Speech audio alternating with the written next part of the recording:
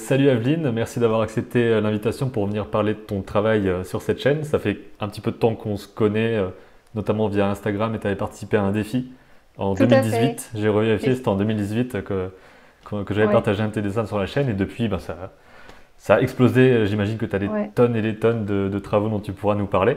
Ben, merci beaucoup d'avoir accepté de venir. Avec plaisir. Et C'est chouette, c'est marrant parce que j'avais justement prévu de parler du défi ouais, qui a été une petite partie dans mon parcours, je dois l'avouer. Donc c'est vrai que c'est chouette. Je vais pouvoir revenir là-dessus, ça va être sympa. ouais, parfait. Et justement, je me demandais un petit peu comment tu définissais ton travail, parce qu'en soi, tu fais plein de choses. J'ai vu que c'est indiqué plutôt concept artiste, caractère design, mais en même temps, tu fais des images qui peuvent être considérées comme de l'illustration. Tu fais de la bande dessinée aussi. Donc, Ouais. comment est-ce que tu définirais ce que tu fais en Mais gros? j'ai un peu plusieurs casquettes, c'est Mhm. vrai. Mais mes principales activités, c'est le caractère design, Ouais. notamment pour des séries d'animation. Et comic artist, enfin dessinatrice de bande dessinée, qui s'est concrétisée ici récemment, quoi. Enfin récemment, il y a un an maintenant, donc je suis Ouais. lancée sur ma première BD. Et donc c'est, je dirais, mes deux casquettes principales. Maintenant, c'est vrai qu'en plus de ça, je suis régulièrement appelée pour faire des illustrations de couvertures de livres, Mhm. parfois pour des livres d'enfants complets. Mais bon, après, j'ai pas toujours le temps de tout faire. Donc, j'essaye de me, de me concentrer sur ce qui m'intéresse réellement, ce qui m'intéresse vraiment, et qui sont ces deux aspects-là, qui sont le caractère design et le dessin de bande dessinée. Et pourquoi ces deux-là? Parce que ben, le caractère design, j'aime beaucoup la recherche de Mhm. personnages, la création d'univers. Et là, ça rejoint plus la BD où, en fait, la BD, j'adore parce que c'est ultra complet. On fait tout dedans. Et c'est pour ça que voilà, que je me suis plus dirigée vers ces deux choses-là. Mais c'est vrai que j'ai plusieurs, Ouais. plusieurs choses sur la planche à pain. Bah, c'est bien de savoir qu'on peut justement avoir différents métiers, on va dire, dans le sens où tu n'es pas obligé de faire que du caractère design ou que de la BD et que c'est possible, notamment avec ce que tu partages sur Instagram, où il y a plein à la fois des choses pro, on va dire, et des choses qui Ouais, sont à toi, des idées comme ça que tu as, ouais, je pense, donc qui servent aussi pour le côté pro finalement, vu que c'est une vitrine tout à pour tout le fait. monde. Complètement. C'est vrai qu'Instagram, c'est une vitrine professionnelle, clairement. Et je m'en suis servi comme ça d'ailleurs, hein.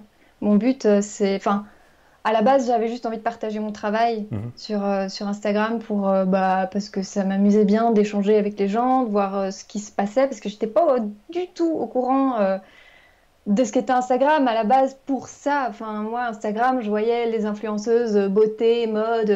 Pour moi, c'était ça, Instagram. C'était partager son lifestyle Ouais. et faire des photos de plats qu'on montre aux gens. Et je trouvais ça un peu inintéressant.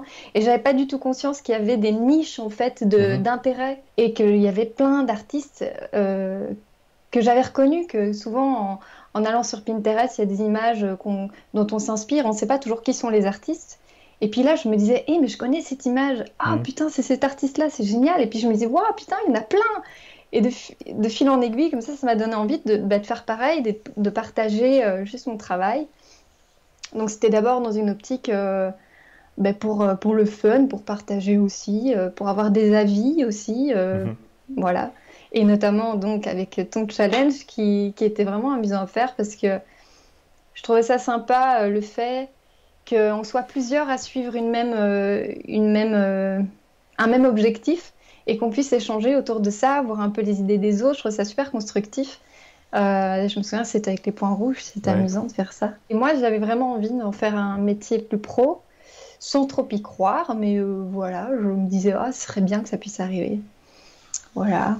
Bah, d'autant que j'ai regardé juste avant ton Instagram pour remonter, je me suis dit à quel moment tu avais commencé, donc c'était vraiment début 2018. En vrai, ça va faire 3 ans en gros que tu es dessus. Mais je peux montrer hein, l'évolution. Je peux éventuellement passer en revue un peu les débuts. Ouais, allez, on va faire ça. On peut regarder ça, hein. Donc ici, ça c'était mes tout débuts. Enfin, mes tout débuts. Il y a des choses que j'ai fait avant qui se trouvent sur Facebook, mais Mhm. bon, après, ça, donc c'est mon début sur Instagram, on va dire. Donc ça remonte à ouais, 2018. Mm. Et c'est vrai qu'ici, en termes de style, on peut voir, c'est totalement différent de ce que je fais aujourd'hui, quoi. C'est beaucoup plus enfantin, je dirais. ouais, c'est des tests, quoi. C'est des tests. Et surtout, j'essaie de m'amuser. C'est toujours important de garder ça à l'esprit. Mhm. Et donc, en termes de style, voilà, après, j'aime même dessiner ça. Parce qu'aujourd'hui, je me dis, bah mince, je me vois plus, en fait, dessiner un truc comme ça. Enfin, si, pour le fun, ou si vraiment je dois suivre une ligne graphique un peu comme celle-ci. Ouais. Mais en ce qui me ressemble en termes de style, je me suis très fort éloignée de ça. Et, et, et j'aime bien, hein, pourtant, c'est pas volontaire, hein, mais c'est. Tu as trouvé ce qui te correspond et ce type de dessin-là, bah, c'est plus ce qui te vient naturellement, quoi, on va dire. Et surtout, tu parles d'avoir des projets qui auraient une certaine patte et tout ça. On en parlera peut-être aussi un petit peu tout à l'heure, mais est-ce que les gens veulent faire des projets avec toi veulent spécifiquement ta façon de faire? Ou alors, des fois, il y a des choses où tu dois un petit peu tordre ta manière de travailler pour t'adapter à d'autres façons de dessiner? Jusqu'à présent, les gens qui m'ont contacté, ils me contactent surtout pour la patte graphique que j'ai. Mhm. Mais c'est arrivé là récemment que on me demande d'aller plus loin, d'accentuer, par exemple, le côté shape, langage des formes d'un personnage, de Ouais, vraiment jouer davantage avec les proportions, de les exagérer. Parce que moi, c'est quelque chose que j'aime beaucoup, hein, le langage des formes et pouvoir jouer avec les proportions et disproportions des personnages. Je trouve que c'est excellent, mais je trouve que c'est pas toujours évident. ouais, c'est Et clair. d'ailleurs, j'essaye encore de travailler ça tout au long de mon parcours, Mhm. parce que c'est un truc qui se travaille je pense, toute la vie. Mhm. Mais du coup, on m'a un peu poussé dans mes limites en me disant, OK, ça c'est super, mais pousse ça, pousse ça. Donc c'est comme si on me disait, OK, ton style c'est le tronc brut, et maintenant on va sculpter dedans pour vraiment obtenir ce qu'on a envie de nous dans notre direction graphique Ouais. pour la série, quoi. J'ai la chance qu'on me demande pas de faire un truc complètement à l'opposé de ce que je fais. Enfin, par exemple, un truc très painterly, comme on pourrait dire, un truc qui fait très peinture, où on voit un peu les textures de peinture, ça je sais pas faire, quoi. Mhm. Enfin, ça c'est quelque chose qui m'est très compliqué. Si on me demandait de faire ça, Ouais. je crois que j'aurais un peu de mal, quoi. Donc je veille quand même quand un client me contacte, à savoir ce qu'il cherche. Et puis si ça colle avec mes compétences, quoi, tout simplement. Mhm. Et puis si j'ai envie de le faire aussi. Et donc pour revenir à ton Instagram, là déjà on voit qu'il y a des choses que tu fais plus maintenant, je crois, le côté image qui sort de l'image, tu vois, des petits éléments qui sortent du cadre et tout, qui avait peut-être déjà cet Ah aspect un peu ouais. comme dans les bandes dessinées, souvent il y a ça, ça passe d'une case à l'autre et tout. Ouais, bah si, je le fais encore dans ma Ah bande ouais? dessinée, il y aura des cases comme ça, ouais. Ok. Et c'est vrai que c'est un truc qui se prête pas mal à la bande dessinée, ce genre de mise en page. Mais après, c'est vrai que je suis très influencée par le cinéma, Ouais. les cadrages cinéma, les profondeurs de champ, tout ça. C'est des codes que j'aime beaucoup reprendre. Je suis passée par tout un tas de tests, hein. Mhm. Ça, c'était très chouette à faire aussi. C'est un exercice où ben, on part un scrabucha, moi j'appelle ça Ouais. comme ça. Et puis on essaie de distinguer quelles formes sont dedans. Et puis bah, là-dedans, je trouvais des cow-boys, quoi. Et je trouve ça chouette. Ça, quand on bloque un peu, ça permet de faire fonctionner le cerveau différemment, de le pousser à voir quelque chose en fait auquel on n'aurait pas spécialement pensé. Mhm. Là, Euh, par exemple, sur celle avec la méduse, le fait de montrer qu'un élément est lumineux, comment est-ce que tu choisis ça au niveau des couleurs et oh, tout ça? c'est plutôt instinctif en fait, Ouais. mais clairement, il faut jouer bah, avec les. Ici, par exemple, on voit que le fond est sombre, Mhm. ce qui aide clairement à rapporter de la lumière sur un élément précis. Si on n'a pas d'éléments sombres, si on n'a pas d'obscurité dans le dessin, apporter de la lumière, ça va être compliqué. Les deux vont Ouais. ensemble, d'office. Et donc, il faut juste réfléchir à qu'est-ce qu'on veut éclairer, comment on va l'éclairer. Sinon, je m'inspire aussi de beaucoup de photos de référence. Ouais. Ici, par exemple, bah, clairement, dans le monde marin, il y a des couleurs et des lumières qui sont ultra intéressantes, ultra vibrantes, les poissons néons, des choses comme ça. Regardez comment ça fonctionne, regardez dans quel contexte ils se trouvent, et puis ben, essayer de reproduire la même chose avec les techniques digitales, donc jouer avec les masques de fusion, Mhm. c'est des masques, non? Comment on dit encore déjà? Les Les modes modes de de fusion. fusion, Ouais. voilà, c'est ça. Les modes de fusion, il faut jouer avec tout ça en fait et voir ce qui, ce qui colle après sur l'image finale, quoi. Et un truc que je me demande, c'est pas spécialement par rapport à cette image-là, mais je sais que parfois j'ai entendu qu'il valait mieux des fois commencer par de la valeur de gris, de faire du noir et Ouais. blanc pour définir ses lumières et tout ça. Et des fois on a juste envie de commencer par la couleur. Donc est-ce que maintenant, est-ce que tu as déjà fait du travail en valeur de gris que tu mets ensuite en couleur, ou est-ce que tu poses déjà tes bases de lumière et d'ombre en couleur dès le départ? Alors, à la base, j'utilise pas les valeurs de gris. Mhm. À la base, en fait, je pose mes couleurs, mes couleurs flat, donc sans influence de lumière, Ok. voilà, la couleur pure d'un élément. Qu'est-ce que c'est? C'est rouge, bah, je mets du rouge. C'est bleu, je mets du bleu. Et ensuite, je viens travailler avec des masses des modes de fusion Mhm. par-dessus. Mais avec cette technique, en général, je m'en sors bien. Mais il arrive que je me retrouve dans des situations où je bloque un peu, où je me dis non, ça colle pas, ça marche pas. Il y a un truc qui cloche, là c'est trop éclairé, ça fonctionne pas, ça manque de cohérence, ça manque d'harmonie. Mhm. Et du coup, quand je passe mon truc en gris, je me rends compte que tout s'entremêle un peu trop. Il n'y a pas justement ces valeurs de gris, comme tu dis. Et Ouais. à ce moment-là, je me dis, ouais, ok, j'ai compris. Donc, ça peut aider clairement. Et là, récemment, je me suis dit, ok, je vais essayer cette méthode-là d'abord. Je vais d'abord faire en noir et blanc. Mhm. Et c'est vrai que ça aide à mieux percevoir les différents plans, les différentes valeurs que ces plans vont avoir. Et ça clarifie, euh, ça clarifie le contexte Ouais. pour savoir comment tu vas faire intervenir et interagir la lumière dans ce contexte-là, tout en ayant à l'esprit, ok, mon avant-plan, il est plus foncé, mon plan Mhm. du milieu, il est comme ça, et mon arrière-plan, il est plus clair à cause de l'atmosphère, etc. Blablabla. Ouais. C'est vrai que ça aide beaucoup. Donc je dirais que j'avais tendance à faire sans les valeurs de gris, mais je me rends compte à quel point ça peut aider. Donc je Ouais. commence à les utiliser maintenant, surtout quand je rencontre des difficultés, quoi. Mais sinon, ce que je faisais, ouais, c'est vraiment mettre mes flats de couleurs. Ensuite, c'est comme si j'éteignais ma scène avec un calque par-dessus Mhm. que je passe en produit. Donc ça assombrit tout. Et là, ça m'aide à me dire, OK, mon point lumineux, je vais le mettre là. Et donc, avec ça, ben, je vais illuminer tout le reste parce que le reste est dans l'ombre. Et donc, c'est comme si j'éteignais ma pièce. Puis après, ben, je l'allume avec un point lumineux que je choisis de mettre à cet endroit-là. Et donc, ça va interagir comme ça. Ok. Et donc, voilà, je fais un peu les deux méthodes. Et est-ce que tu as, je crois que tu partages des fois des timelapses de certaines illustrations. Est-ce que tu aurais un exemple comme ça pour montrer les différentes strates, qu'ils soient Ouais. récents ou moins récents? Ouais. Ben, il y en a un que j'ai fait ici, où justement on voit bien, ici on voit le crayonné, Mhm. les couleurs plates, et ensuite mes passes de lumière et d'ombre, et puis les deux ensemble. Ok. Voilà. Donc, C'est un côté très compositing de 3D finalement quand on voit des oui, choses qui tout défilent à comme ça. fait, Ouais. tout à fait. Mais peut-être que je suis un peu influencée par ça parce que j'ai fait des études d'animation 3D et qu'on Mhm. faisait du compositing, et Ouais. finalement c'est des techniques que j'ai gardées. Est-ce qu'on dirait vraiment de l'ambient occlusion ou quoi quand on passe sur cette Ouais, c'est phase-là, ouais. ça.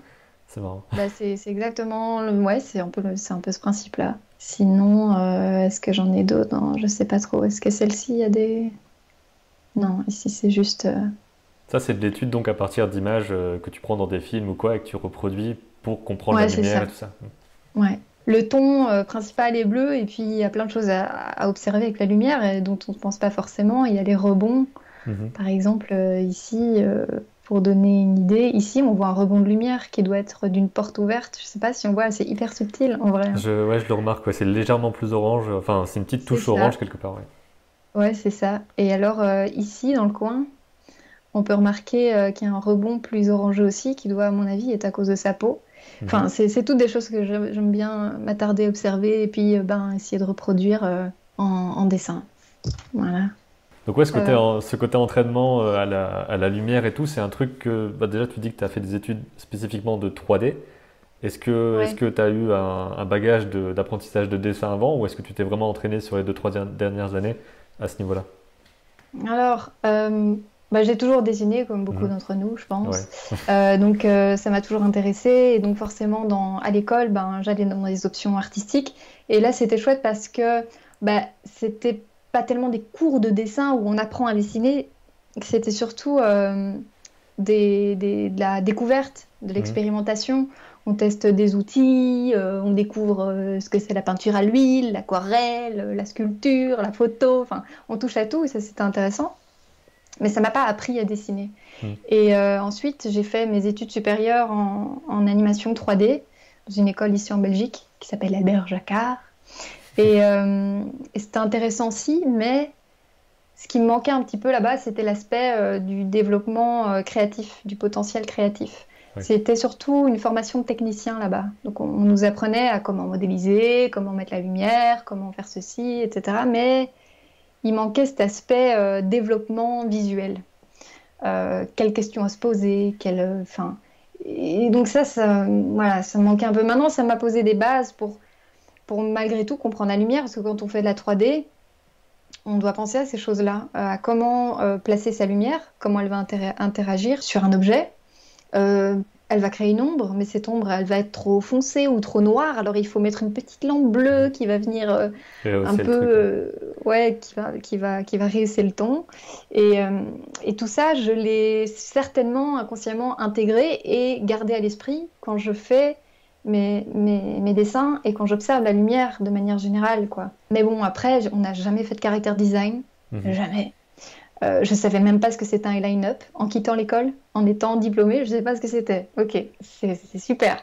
J'avais une vague idée de ce que c'était le langage des formes. Euh, voilà, c'était hyper maigre quoi, comme bagage.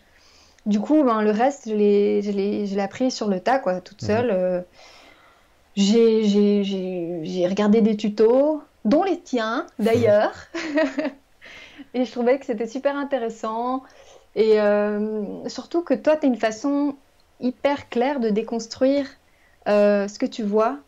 Je trouve ça hyper pédagogique. Tu déconstruis vraiment étape par étape. Tu vois des choses très précises. Tu sais les expliquer avec des mots justes et tout. Et je trouve ça vraiment génial. Et tu m'as fait acheter le bouquin sur l'animation. Ouais. Euh, c'est Celui quoi? C'est la de Bible, hein. Richard Williams. Oui, voilà, c'est la Bible de l'animation. Et ça m'a même donné envie d'en faire, que j'en ai fait d'ailleurs un Ah petit ouais? peu. Mais oui, et d'ailleurs, je vais repartager l'écran pour Allez. montrer ça. C'était à l'époque des Drody Senior Style en fait. Donc ça, c'était ton fameux défi des points rouges, Mhm. qui était bien Je fun. me rappelle que le gars avec les lunettes rouges, là, il était sur. Je crois que je l'avais mis sur la miniature, justement. Lui, ouais, C'était un de ceux que je préférais. Il y avait juste, c'est des formes toutes simples, quoi, mais il m'avait vraiment plu. il est comique. C'est marrant parce que j'ai l'impression qu'auparavant, j'avais un style plus simple qu'aujourd'hui.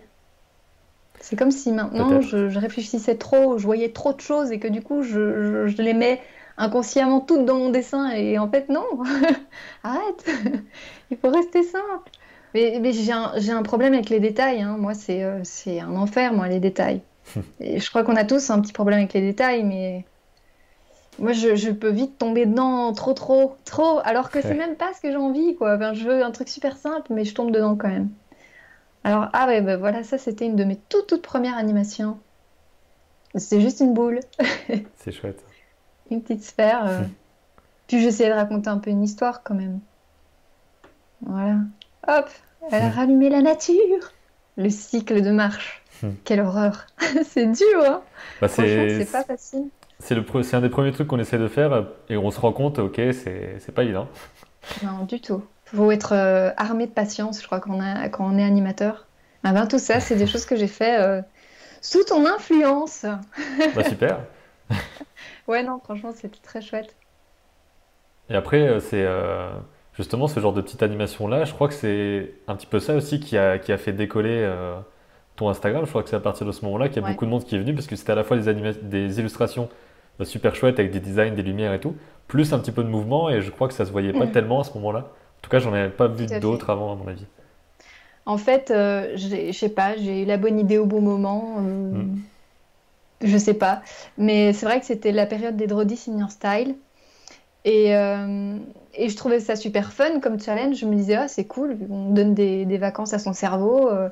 Il n'y a pas besoin de réfléchir à un design, on le recrée juste dans un style qui nous est propre ou qui nous plaît. Et c'était ça, et puis j'ai continué. Et comme j'étais dans cet engouement un peu animation, à découvrir cette chose, cet outil-là, je me suis dit, oh bah tiens, je vais essayer d'ajouter ça, d'ajouter cet aspect que j'aime apprendre pour l'instant Mhm. à Android Senior Style. Et donc, ben, j'ai fait celui-ci qui ne veut pas charger. Voilà. Avec des choses toutes simples, toujours. Hein. Ça, c'était donc celui de Béatrice Blue.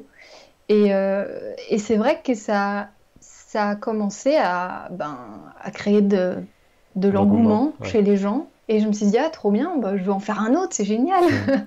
Et donc j'en ai fait d'autres et d'autres et d'autres. Et puis la machine s'envolait, en fait, la machine s'emballait à ce moment-là. Euh, il y a eu de plus en plus de visibilité. Mais ça, les challenges aident beaucoup à avoir de la visibilité. Oui, parce qu'on Parce que mentionne des gens et qui éventuellement ils nous partagent et tout, c'est à la fois un moyen de s'entraîner et aussi d'avoir de la visibilité, d'où le fait quand j'ai fait quand à chaque fois que je lance le défi Inktober en disant voilà, il y a le Inktober en ce moment, tout ça, je dis que c'est aussi pour que les gens nous voient parce que tout le monde va chercher les mêmes mots à ce moment-là. oui, c'est ça. Faut pas le faire dans une optique pour gratter des gens, parce que sinon t'es vite déçu. Ouais. Ça sert à rien. Parce que tu vas te dire, ok, c'est comme faire des fan art. Il y a des gens, ben, ils se disent, ouais, c'est génial, ça marche bien.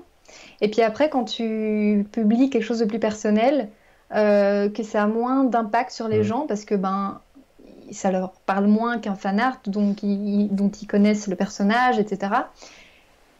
Tu vas avoir moins de réactions et donc tu vas être là, ah merde, et tu vas te frustrer, et donc ça sert vraiment à rien de faire ça uniquement pour ramener des gens. Ouais. Parce que les gens qui arrivent, qui te suivent, ben, peut-être te suivent pour une chose très spécifique et que quand tu vas publier d'autres choses plus personnelles, ben, ils vont soit disparaître, soit rester silencieux et Mm. tu peux vite être déçu. Donc c'est vraiment, je sais que c'est pas évident, qu'on est dans une époque où on est à la course aux likes et aux commentaires, à la visibilité, mais il faut savoir se détacher de ça parce que ouais, l'importance qu'on peut sembler avoir sur les réseaux sociaux sont pas notre propre valeur. C'est pas notre valeur. C'est pas ce qui définit notre valeur. Donc, faut vraiment faire attention avec ça, quoi. Et puis même, il y a le côté personnel de il faut pas s'enfermer dans un truc qu'on n'a finalement pas envie de faire.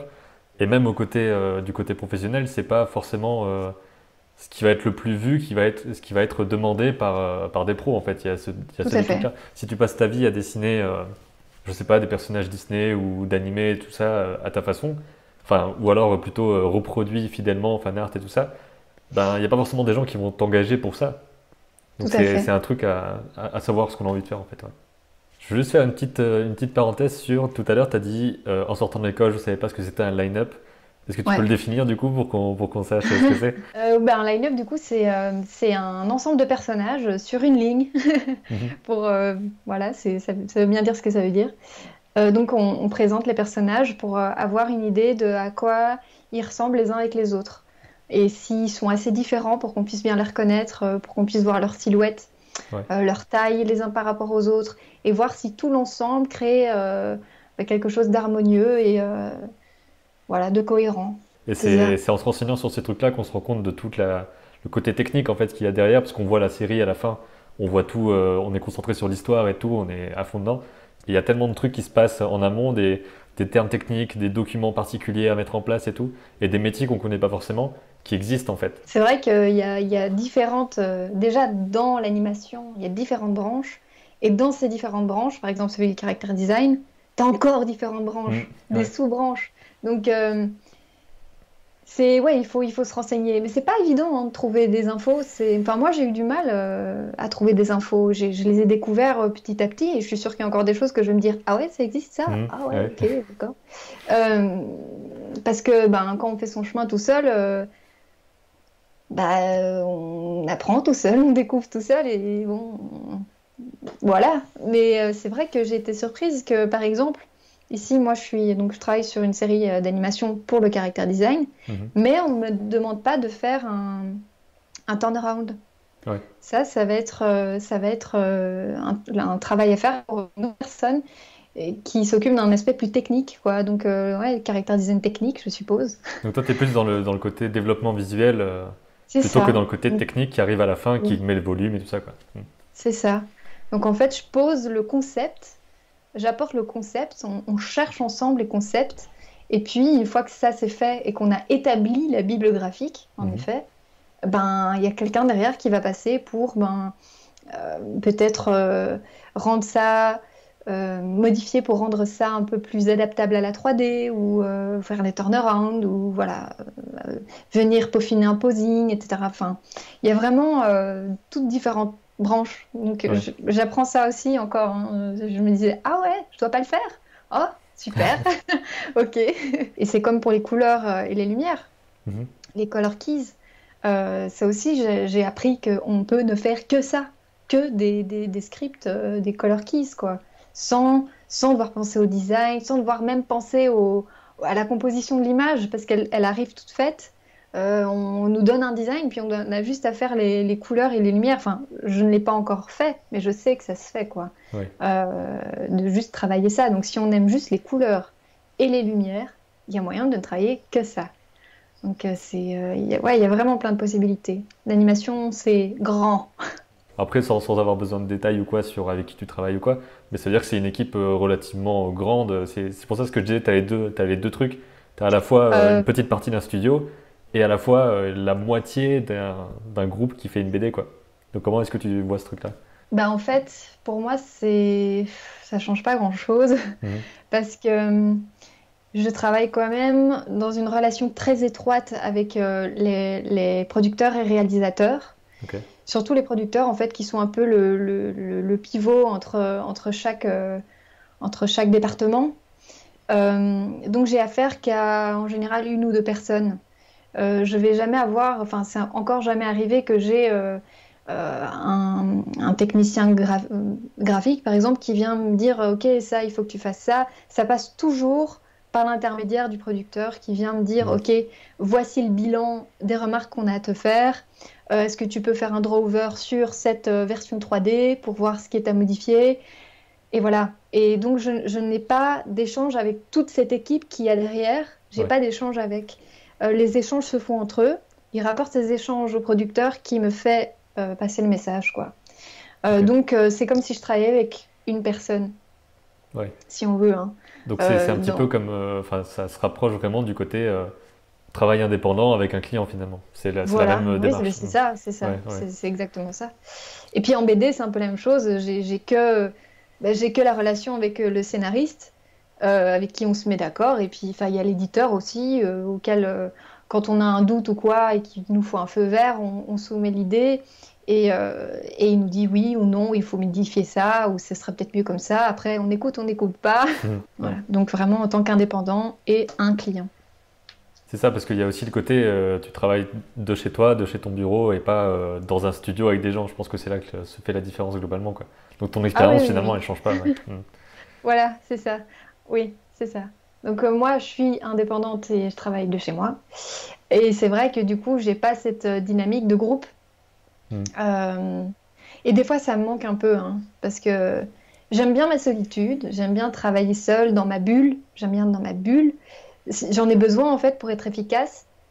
Mais parfois, quand on est seul avec soi-même, ben, on est seul face à ses propres doutes. Et des fois, c'est lourd, quoi. Des fois, on n'a pas envie, on est démotivé, on n'a personne autour de soi pour rebooster un petit peu, rassurer et peut-être même faire travailler le cerveau différemment, avoir d'autres idées, Mm. brainstormer ensemble. Donc, des fois, ça, c'est un peu lourd et ça me manque de ne pas avoir cette dynamique de création. Puis c'est comme ça, mais bon, il y a plein de bons côtés aussi, hein, c'est chouette, mais ouais, des fois ça manque d'avoir les autres autour. Puis je perds complètement mes capacités sociales à savoir interagir avec les autres, alors c'est pas gagné quoi. Et comment tu t'organises justement, parce que ça fait que tu as plusieurs projets en même temps, et comment tu divises ça dans tes journées en fait? Est-ce que tu as un jour BD, un jour animation? Enfin, est-ce que c'est aussi carré que ça, ou est-ce que c'est juste selon les délais, tu C'est fais la les choses merde, comme tu peux? C'est parce que c'est c'est la comme ça pour la merde. plupart des gens, mais j'essaie de dire que des fois on est carré, même si je sais que c'est pas vrai. Mais ouais. J'essaye, j'essaye, j'essaye. Honnêtement, c'est pas évident. C'est un peu, il y a des fois, mais c'est complètement brouillon mon organisation. Mm. Je fais n'importe quoi parce que je sais pas, c'est l'hiver, c'est la dépression saisonnière, j'en sais rien. Mais je fais n'importe quoi. Je travaille 2 heures l'après-midi, puis je travaille 5 heures la nuit, puis je travaille. Enfin, c'est très décousu. Ça peut être un rythme très décousu. Mais j'essaie de veiller à toujours travailler 8 heures, quoi, pour Mm. remplir mon travail. Après, le client, il en sait rien de comment on gère son temps. L'important pour eux, c'est qu'on livre le travail. Ouais. Combien de temps t'as mis, comment tu gères ton temps, ils s'en foutent complètement. Time deadline, tu gères, c'est ton problème. Tu dors pas la nuit, c'est ton problème. Tu dors la journée, c'est ton problème. Donc ça, c'est quand même une liberté intéressante, mais c'est un piège aussi parce que Mhm. on peut vite, si on n'a pas assez d'autodiscipline, on se disperse. Et c'est important de structurer un temps de travail parce que sinon, quand je travaille de manière très décousue, mon cerveau s'arrête jamais de penser au boulot. Jamais. C'est-à-dire que je vais travailler 2 heures, puis je vais faire une pause pendant 2 heures, mais je sais qu'après je dois reprendre et que je vais devoir faire ça, et ça va me stresser. Donc j'ai toujours le cerveau connecté au travail.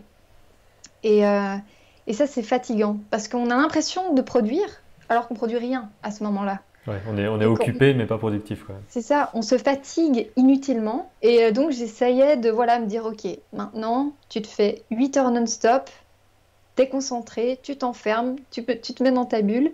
Et ensuite, après tes 8 heures, bah, c'est comme tout le monde qui travaille dehors, métro, boulot, dodo, c'est comme tout le monde, tu fermes la porte mentale de ton bureau et tu n'y penses plus. Et tu n'as pas à culpabiliser parce que tu as fait tes 8 heures comme Mhm. tout le monde et tu t'as enchaîné et maintenant, bah, c'est bon, tu peux fermer la porte et passer à autre chose.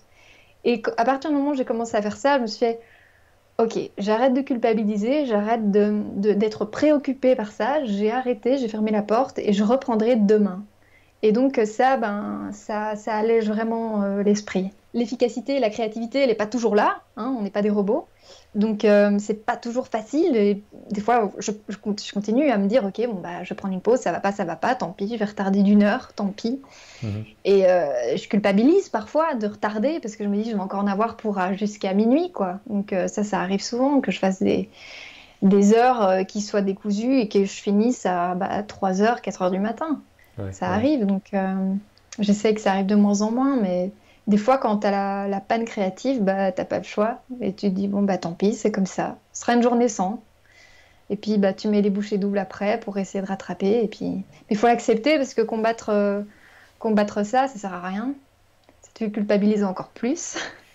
Et ça te rend pas plus efficace. Donc, autant l'accepter, attendre que ça passe, aller prendre l'air, dessiner un truc pour le fun si tu as envie de le faire, parce que c'est pas toujours le cas. Donc voilà.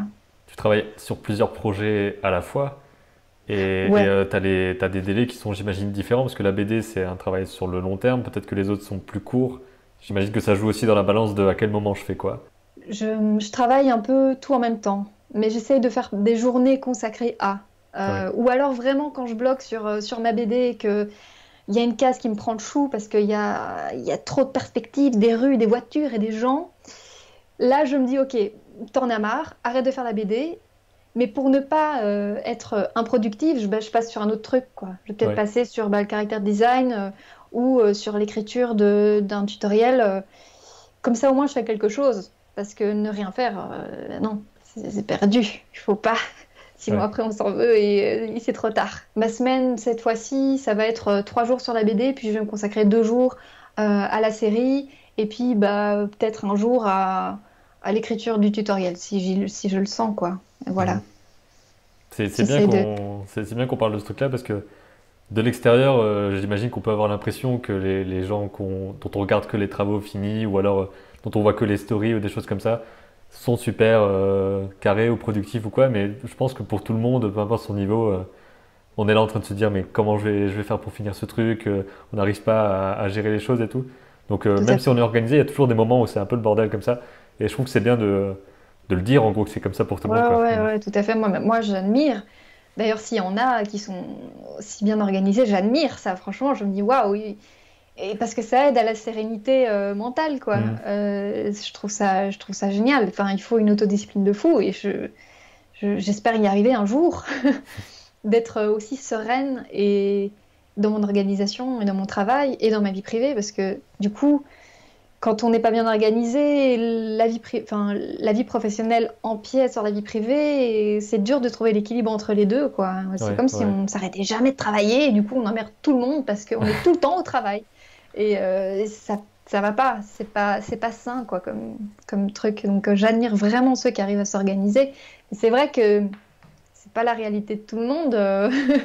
Et je Ouais. pense que même, comme tu dis, comme quand on est bien organisé, il y a toujours des imprévus, il y a toujours des choses qu'il faut euh, faire avec. Comment est-ce que, là on a parlé un petit peu de gérer son temps et tout, mais ça veut dire qu'il faut aussi savoir combien de temps tu vas prendre pour faire quelque chose. Et est-ce que tu as un truc par rapport à ça?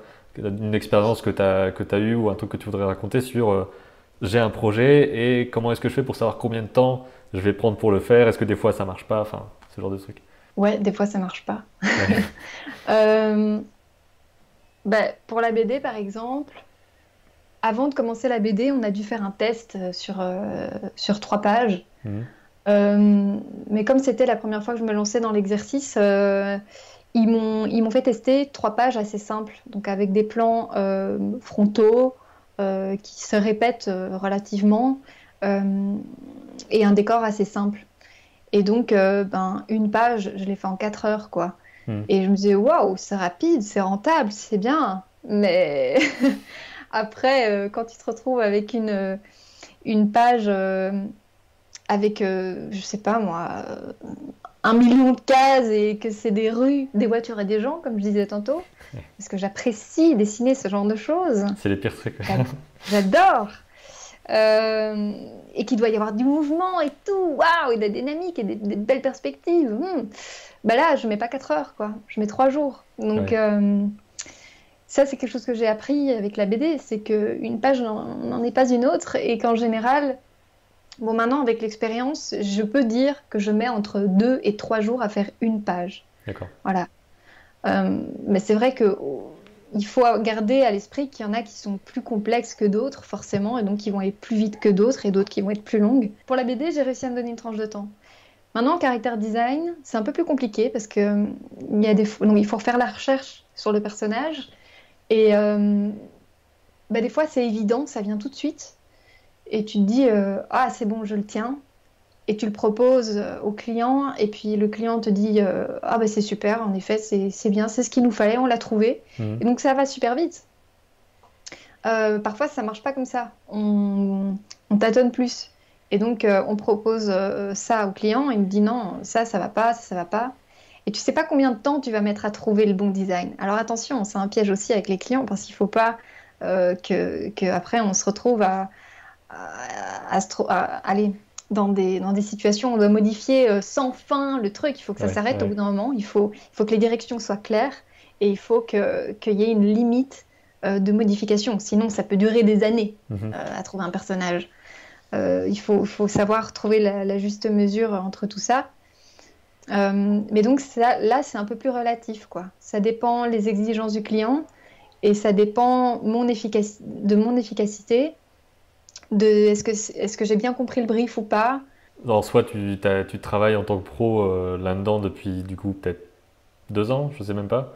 Parce que tu as commencé vraiment Ouais. il y a peu. Enfin, quand t'as créé ton Instagram, tu venais de sortir de l'école ou c'était encore un peu plus vieux que ça? Non, non. En fait, non, ça faisait déjà. J'ai quitté. Enfin, j'ai quitté. Ouais, j'ai quitté l'école. J'ai fini l'école en 2011. Ok, ouais. Ça fait C'est déjà toujours loin. plaisir de se rappeler, ouais. Donc, en 2011. Et donc, j'ai pas tout de suite commencé après. Parce que c'était une formation assez technique, comme Mhm. j'expliquais. Et en Belgique, il n'y avait pas grand-chose qui me faisait envie dans le métier. Parce que bon, modéliser, c'était sympa, mais c'était pareil, c'était un outil mis au service de la création. Et moi, je voulais faire de la création, je voulais pas faire de la technique. Et je ne trouvais rien ici en Belgique. Ou alors, il y avait, mais il fallait de l'expérience. Et j'en avais Mhm. pas, forcément. Ouais. Et donc, je me disais, bon, c'est pas pour moi, quoi. Ou alors, il faut partir. Pour partir, il faut de l'argent. Pour de l'argent, il faut travailler. Bon, ok. Donc, j'ai essayé de faire des petits boulots. Puis après, j'ai quand même essayé de faire plus des petits jobs dans l'infographie, mais en mode toute seule, quoi, en mode freelance, avec des petits organismes ici en Belgique qui nous aident à trouver des clients sans avoir de statut d'indépendant, Mhm. euh, mais en dépendant quand même d'un organisme qui rend ça légal. Est-ce que tu Et connais le donc, nom est-ce que tu pourrais dire le nom de l'organisme, des fois que ça aide des ouais, gens en ça, Belgique? ça s'appelle la Smart. Mhm. Ou alors, il y a aussi Amplo, qui est bien aussi, ils sont bien. Ok. C'est la même chose, à peu près. Et donc j'ai fait ça, j'ai fait des logos, j'ai fait un peu de photos, j'ai fait un petit peu des dessins pour des mariages, des choses comme ça. Mais voilà, c'était pas très épanouissant. Je me disais, mon Dieu, qu'est-ce que je vais devenir? J'ai même fait infographiste dans une boîte en tant qu'employé, donc Mhm. dans une société qui faisait des décors de Noël. Et c'était la pire expérience que j'ai jamais connue, honnêtement. Je me disais, ah super, c'est des décors de Noël, peut-être ça peut être inspirant, c'est féerique, il y a de la lumière, c'est chaleureux, ça peut être quelque chose de magique un petit peu. Non, pas du tout. Pas du tout. Mais alors, je me plantais complètement. Et d'ailleurs, je me souviens à l'entretien d'embauche, j'étais pas bien. Je suis sortie de là, j'ai pleuré. J'ai pleuré. Et je me souviens, ma mère était avec moi, elle me dit, quoi, ça s'est pas bien passé? Et je dis, si, si, ça s'est bien passé, ils ont apprécié. Je suis prise, Et mais puis, je veux oui, pas. je suis prise, j'ai pas envie. Mais en fait, ça semblait tellement pas naturel d'aller m'enterrer là-dedans, Mhm. quoi. Je me disais, non, c'est pas. Ça ne ressemblait pas, mais en même temps, tu as la société qui est là à te dire, il faut que tu trouves un travail, un vrai travail.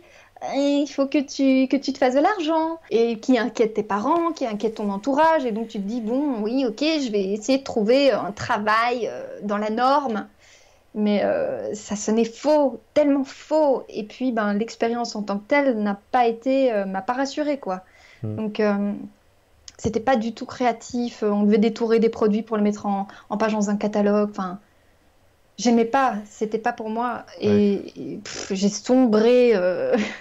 J'étais pas bien.